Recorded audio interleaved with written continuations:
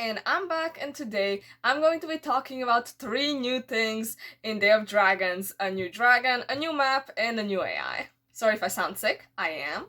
So many of the things that I'm going to be talking about today, I've gotten that information from a server that is made for Day of Dragons content creators. So it's a Discord server. Thank you, Day of Dragons, so much. This is like so cool that they're giving us this stuff so we can then make videos about it so you guys can see it as well. So first I'm gonna start with the dragon, the Behemoth Fire Drake. This thing looks so cool. So it's gonna be a Drake. I really like that because I feel like Drakes are so fun because, yeah, it's cool to fly around, but it's also cool to run around. Even though this thing will be kind of slow, but it will be very powerful. It will have like the most powerful bite of all of the dragons in the game. It will also have like a very powerful claw attack and a tail attack. I mean, you can see it. I just hope that, I think it's probably gonna run around like a T-Rex or something. That is gonna be so cool. I don't know, I just think this thing is gorgeous. I really love it. So this will be a class 8 Drake with the fire element. That is super powerful. This thing will need a lot of food to survive. It will probably need to team up with other dragons, like in exchange for protection, those other dragons can bring it food. Something like that could be quite fun. The only problem with this thing is it's gonna be very hard to mate, because 99% of all of these dragons will be females and only 1% will be males. That is actually the exact opposite of the Ice Behemoth Drake, where 99% are males and 1% are females. I feel like, I get that they made this so it can kind of be like very challenging to mate these dragons and all, but I feel like eventually it will just become annoying. And it gets even more complicated for this Fire Drake. So a female can only lay a single egg per day and has to stay with that egg during incubation to monitor its temperature. This is gonna be like, I get it, it's a challenge, but I feel like they should have instead just made it that it's like 90% one gender, 10% other gender, because this is 1 out of 100 will be males. That will be so hard.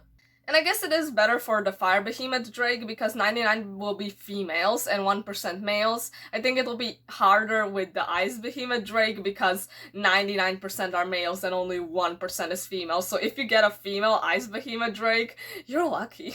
So if we're already comparing it to the Ice Drake, when they're fighting in some kind of chill climate, they will be an even matchup.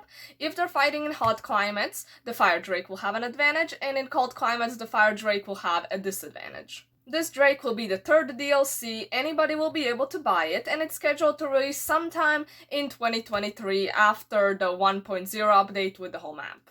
And you'll also be able to actually get nested as this dragon if you get an invite. Now let's talk about the mega map. This thing is huge. It's gonna be ridiculously big. It's gonna be 1,600 square kilometers or 1,000 square miles, whatever you use. That is so big. The full map will only be available on roleplay servers, and I'm guessing PvE servers. It doesn't exactly say, but it would make sense for PvE servers as well, because roleplay servers are a type of PvE server. But survival servers will have smaller parts of the map. I'm not entirely sure how big those parts are gonna be. Maybe it's like 1/4 of the map or something like that, because it makes sense. On PvP servers you don't really need something that giant, because how are you gonna find other people to fight?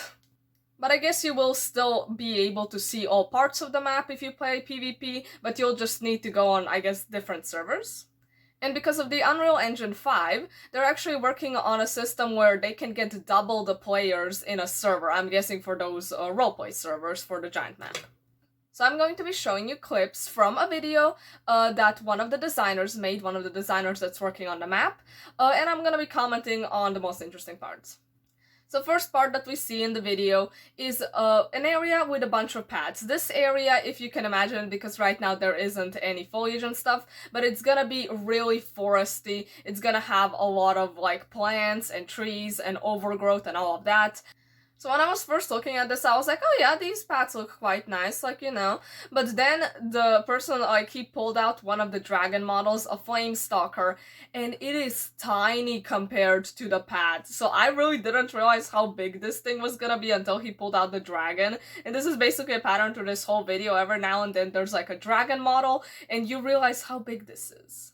Obviously, on this map, I mean, dragons can fly, so you can just fly over it, but I like how they're putting a lot of effort into making it very fun if you're gonna be walking around, like with a drake, or if your dragon is just not grown up yet. The paths are gonna be quite spacious, which is nice, like you're not gonna have to like walk around through plants all the time, but there will be openings in which you'll be able to like go into forests, and a lot of the paths are gonna lead to very interesting areas like caves and stuff. And there's a lot of height variation also on these paths, a lot of slopes and stuff to just make it look better. I think it's gonna be quite fun to explore, like some paths, especially like when you're going to the water, like to the ocean, there's gonna be like large cliffs. Like these cliffs, I really wanna see how that's gonna look like in the end because it's so giant and so pretty. And there's a lot of plateaus which give you a very nice view of a lot of the areas. I really like that. There's this one cave entrance which is so pretty. It has like these jagged rocks. Honestly, kind of looks like bones to me right now, but I'm guessing it's gonna look more like rocks later. But it's so cool. And then there's a cavern which is so pretty. I love it so much, and it's giant. Like when you see the dragon for size comparison, you realize that that thing is so big. There's even like a water area which looks so nice.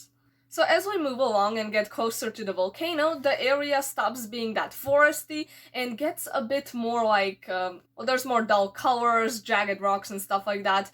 It's like a slow transition. I really like that because it's like going into the lava lands, you know, closer to the volcano, so it makes sense. And also there's the natural hot springs area, which is kind of gonna be in that transition. There's a whole waterfall. It is gorgeous. I cannot wait to see that area. Like, that's probably gonna be the first place I want to go to when the map actually comes.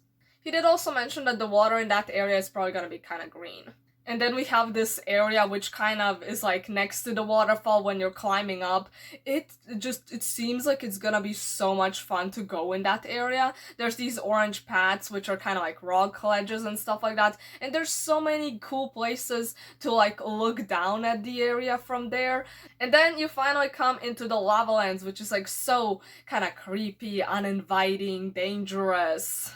But then we see one of the paths, which is like kind of very tricky path to go through, but eventually you go to like this secluded beach area, which just, oh my god, it looks so pretty. And then you see like those absolutely ginormous cliffs on the side. He said that it's like one of the biggest like on the whole map, which it makes it seem so lonely but so beautiful.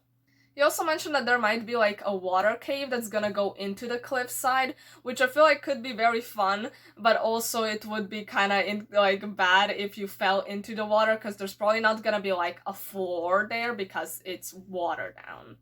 I do love though how everything seems so connected with these paths. Like I feel like it's gonna be so much fun to explore. Oh, I really do hope it comes soon, but let's just be patient. The next thing I'm gonna talk about is this AI creature. It's gonna be like in a herd, you're gonna be able to hunt it for food. It doesn't, I don't think, have a name yet, it's not even in the wiki, so these are only the two pictures we have of it right now. It's gonna be a class 7 AI creature, it will be able to have babies, and that's basically all we know.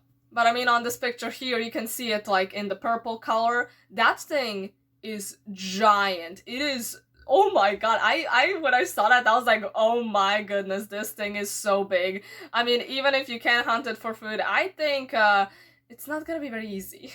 Unfortunately, that is basically all we know about this thing. I mean, I'm excited. It is giant, it is scary, it's probably gonna be very interesting to see it in the game. So yeah, anyways, that will be pretty much it. I hope you enjoyed this video. I hope you're excited as much as I am, and bye!